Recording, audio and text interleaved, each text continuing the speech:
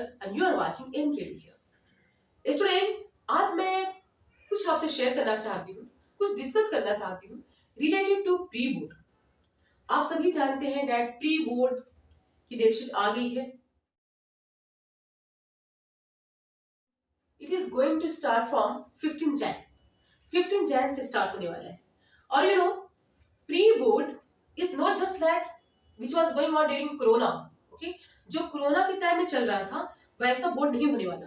Pre board is totally based on board. Okay, pre board ऐसा ही होगा जैसे कि बोर्ड में एग्जाम्स आएंगे। सो प्री बोर्ड को मींस अच्छे ढंग से आप तैयारी करें, प्री बोर्ड को बोर्ड समझ के तैयारी करें, क्योंकि अगर आपने प्री बोर्ड की अच्छे ढंग से तैयारी कर ली इट मींस बोर्ड की तैयारी हो जाएगी। ओके, सो प्री बोर्ड को तैयारी कैसे करें, कुछ टिप्स एंड ट्रिक्स हम शेयर करेंगे, right. Let me tell you also that pre board में जो क्वेश्चंस आएंगे वो 2020 से पहले वाले क्वेश्चन पे बेस्ड होंगे। आजकल जो मींस कोरोना के टाइम में 20 के बाद जो पेपर्स पूछे गए हैं बोर्ड में वैसे बिल्कुल नहीं आएंगे। ओके, 20 से पहले 2020 से पहले जो क्वेश्चंस आते थे 14, 15, 16, 18, 19 सेम पैटर्न पे अब एग्जाम होंगे। ओके, और I want to tell you also that ये एग्जाम्स मींस बोर्ड का एग्जाम जो होगा आपका उसका मार्क्स आपके लिए बहुत इंपॉर्टेंट होगा, क्योंकि it will be helpful for your campus selection also. जितनी भी प्लेसमेंट होती है गवर्नमेंट जॉब में या किसी सेक्टर में आप जाएंगे उस पर इंप्रेशन पड़ेगा आपका 10th का रिजल्ट, राइट ना। 10th का रिजल्ट का इंप्रेशन पड़ना ही पड़ना है। ओके, सो यू नो बच्चों, मेरे प्यारे बच्चों, आप ध्यान से इसकी तैयारी करें, अच्छा ढंग से स्ट्रेटेजी बनाकर तैयारी करें, क्योंकि it is related to your career council, career expert के एनालिसिस के थ्रू मैं कुछ टिप्स आपके साथ शेयर करूंगी, कुछ मंत्रास बताऊंगी, कुछ पॉइंटर्स बताऊंगी जिसे आप फॉलो करें। अगर आप इसे फॉलो करें तो बहुत ही अच्छे ढंग से, बहुत ही सिंपल वे में, बहुत ही फ्लेक्सिबल वे में आप आराम से प्री बोर्ड के साथ साथ आप बोर्ड भी क्वालिफाई कर पाएंगे। ओके, लेकिन प्री बोर्ड को आपको करनी है ऐसी तैयारी जैसे कि आप बोर्ड की तैयारी कर रहे हैं। तो चलिए जानते हैं वो 5 पॉइंटर्स, कुछ पॉइंटर्स जानेंगे, दैट इज फॉर्मूला 40-20। चलिए जानते हैं। Point number 1, target for 90। Point number 1 है target for 90। Target for 90 according to expert analysis. Expert के एनालिसिस के अकॉर्डिंग सबसे पहले हम टारगेट करेंगे टारगेट फॉर 90%। 90% की आपको टारगेट बनाना है, गोल बनाना है। इस तरह से डिफाइन करेंगे 90%। 90% में 10th में मार्क्स लाने हैं, राइट, मींस प्री बोर्ड में, क्योंकि प्री बोर्ड की तैयारी ही आपकी 10th की ओर लेकर जाएगा, राइट। जैसे ही मींस आपने प्री बोर्ड की तैयारी करेगी सेम टू सेम, क्योंकि प्री बोर्ड टोटली बेस्ट है, सेम पैटर्न पे है जो बोर्ड में एग्जाम्स होंगे, जो बोर्ड के क्वेश्चंस आएंगे उसी पे बेस्ट है। Okay, pre board is totally following the board, so pre board को बोर्ड समझे आप। ओके, सो हमें टारगेट बनाने हैं 90%। ओके बेटे, अगर आप 90% के टारगेट बनाएंगे तो आप 100% एफर्ट लगाएंगे। 90% के टारगेट अगर आप बनाते हैं, गोल बनाते हैं, तो 100% आप अपना एफर्ट लगाएंगे। और अगर 100% एफर्ट लगाएंगे देन अगर 90 मींस मे बी आप 90 आ सकता है, 90 लेकर आ जाए, मोस्ट प्रोबेबली चांस है। लेकिन अगर 90 नहीं लेकर आते हैं देन 80% तो एटलीस्ट आ ही जाएंगे। यस और नो? 80% तो आने ही आने हैं। लेकिन अगर आपने टारगेट ही बनाया 60% की, किसी तरह से पास कर जाना है, अगर आपने ये टारगेट बना लिए कि हमें किसी तरह से पास कर जाना है, 60% लाने हैं, 50% लाने हैं, मे बी क्या 40% लेकर आए, ओनली पासिंग, देन ऐसे पास करने से क्या फायदा। Okay, you have to target for 90% की टारगेट बनाने हैं, राइट।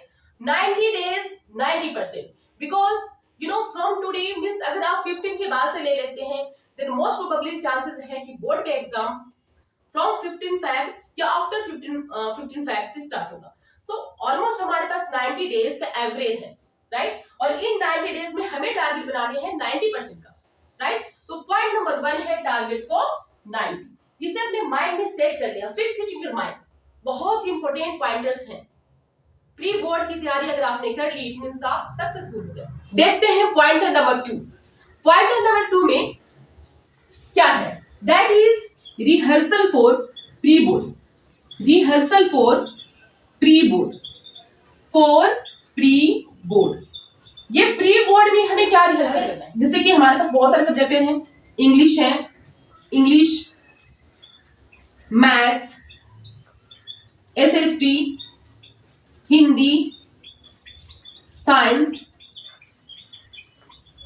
आईटी भी हो सकती है या एआई, आर्टिफिशियल इंटेलिजेंस, कुछ लोगों की होगी हिंदी या Sanskrit, whatever.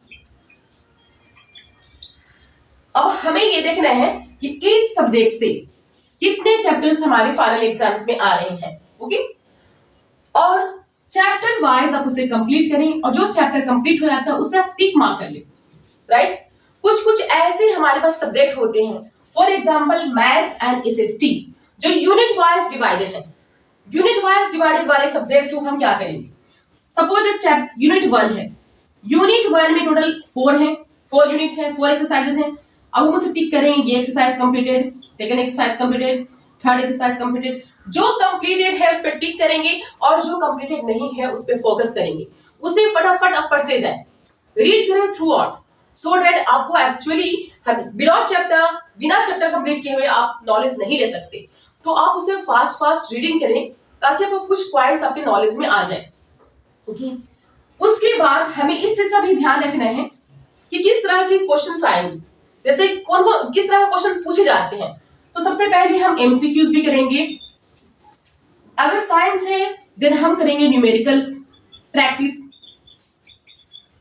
Okay, long answer type question, short answer question, और हमें देखने हैं हाँ प्रीवियस ईयर क्वेश्चन बहुत इंपॉर्टेंट है, प्रीवियस ईयर क्वेश्चंस।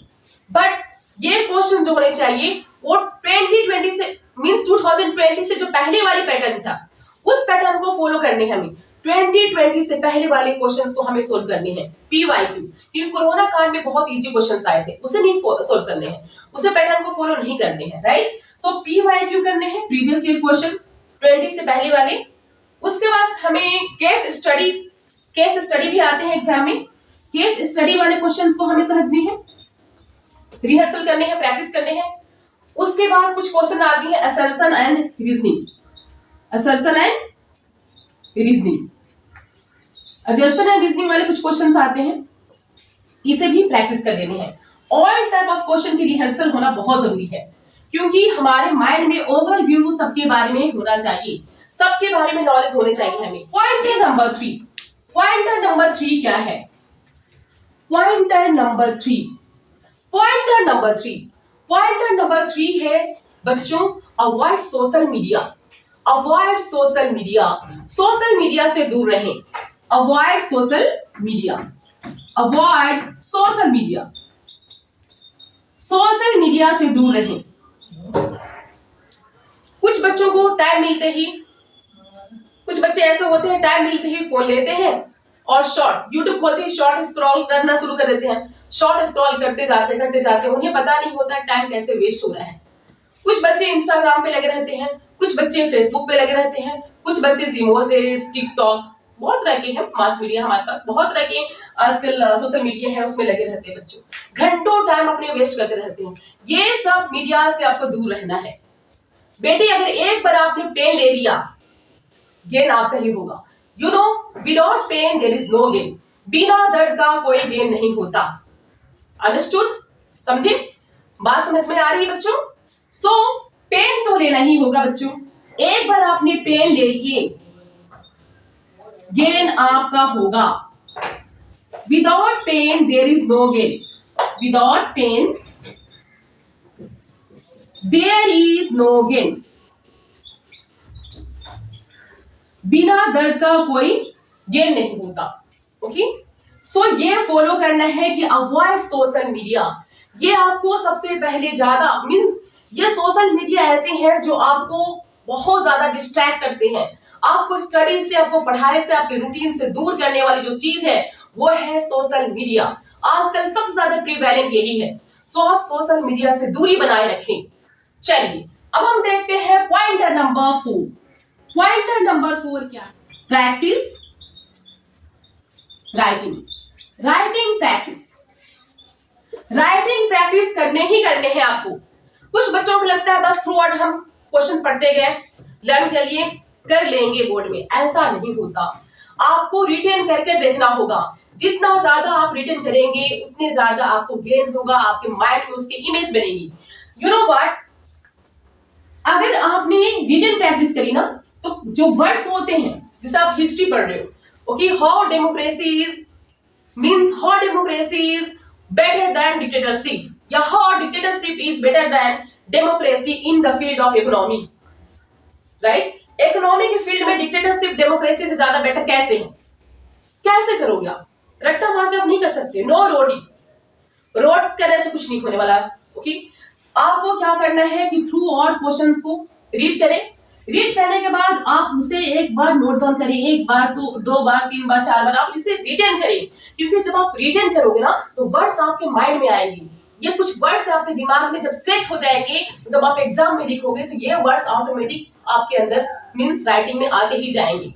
और ये वर्ड्स जो है एनसीईआरटी के वर्ड्स आपके आने चाहिए, क्योंकि अगर ये वर्ड्स आप यूज कर लेते हो देन एग्जामिनर जो है वो आपको ऐसे ही मार्क्स देते जाएंगे, राइट ना? सो प्रैक्टिस करें, राइटिंग प्रैक्टिस में लॉन्ग आंसर टैग भी करने हैं, long answer tag, short diagram, science के डायग्राम, ये सारे प्रैक्टिस करने हैं।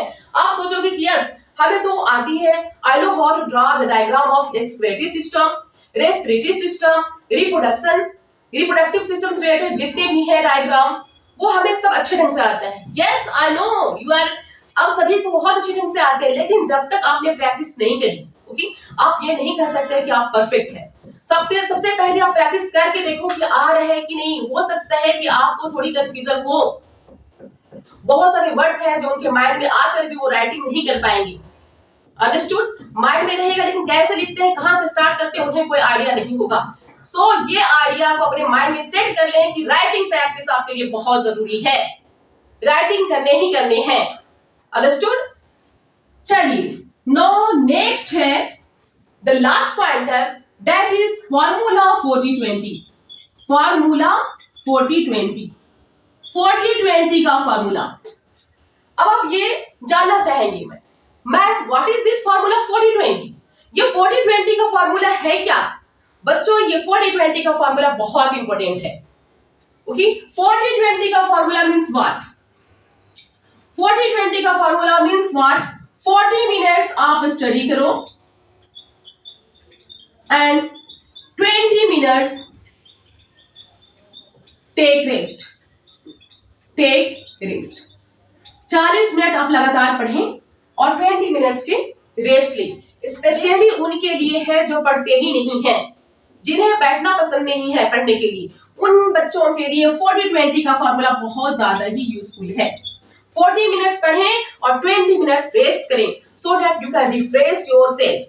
आपको एक हैबिट बन जाए, आप यूज्ड टू हो जाए, पढ़ने की यूज्ड टू हो जाए। लेकिन जिन बच्चों को ये लगता है कि नहीं मैं 10 मिनट्स में ही अपने आप को रिफ्रेश कर सकता हूं, मैं 10 मिनट्स में अपने आप को रिलैक्स फील कर सकता हूं, तो वो क्या कर सकते हैं? 40 मिनट्स पढ़ें वन सब्जेक्ट और 10 मिनट्स रिलैक्स करें, 5 मिनट्स रिलैक्स करें, उसके बाद नेक्स्ट सब्जेक्ट पढ़ें। क्योंकि अगर आप बीच में एक सब्जेक्ट पढ़ने के बाद आप रेस्ट लेते हैं तो आपकी जो मेमोरी पावर है वो ज्यादा स्ट्रांग होगी, प्लस वर्ड्स आपके अंदर आते जाएंगे। लेकिन आपने मिंगल करके पढ़ लिया, साइंस पढ़ लिए, उसके बाद एसएसटी पढ़ लिए, उसके बाद आप इंग्लिश पढ़ लिए, विदाउट गैप, बिना गैप के आपने पढ़ लिए, तो सारे वर्ड, सारे सेंटेंसेस आपस में मिक्स हो जाएंगे। अंडरस्टूड? इसलिए एक सब्जेक्ट पढ़ने के बाद आपको गैप लेनी है, रेस्ट लेनी है, चाहे वो 10 मिनट्स की हो चाहे 5 मिनट्स की हो। लेकिन उन बच्चों के लिए 40-20 फॉर्मूला बहुत इंपॉर्टेंट है जो अब तक तैयारी करना स्टार्ट नहीं किए हैं, जिन्होंने अब तक शुरू नहीं किए हैं, उनके लिए 40-20 बिल्कुल रामबाण का काम करेगा, राइट? सो आप पढ़ना शुरू करें। ये 5 पॉइंटर्स थे जो मैं आपके लिए लेकर आई हूं, और ये पॉइंटर्स को जो बच्चे समझ लेते हैं उन बच्चों के लिए प्री बोर्ड क्रैक करना और इवन बोर्ड क्रैक करना आपके लिए बहुत इजी हो जाएगा। आप आराम से बोर्ड को, प्री बोर्ड को क्रैक कर पाएंगे। बच्चों, जाते जाते मैं आपको बोलना चाहूंगी, काम करो ऐसे कि पहचान बन जाए, चलो ऐसे कि निशान बन जाए। अरे जिंदगी तो हर कोई काट ही रहा है, अगर दम हो तो जियो ऐसे कि मिसाल बन जाए। बच्चों, अगर आपको मेरी वीडियो अच्छी लगी तो प्लीज आप इसे लाइक करें, शेयर करें और इस 5 पॉइंटर्स को, 5 फॉर्मूलाज को आप जरूर फॉलो करें। मिलते हैं नेक्स्ट वीडियो में नेक्स्ट टॉपिक के साथ, नेक्स्ट कुछ रूल्स के साथ। तब तक all the best, bye bye.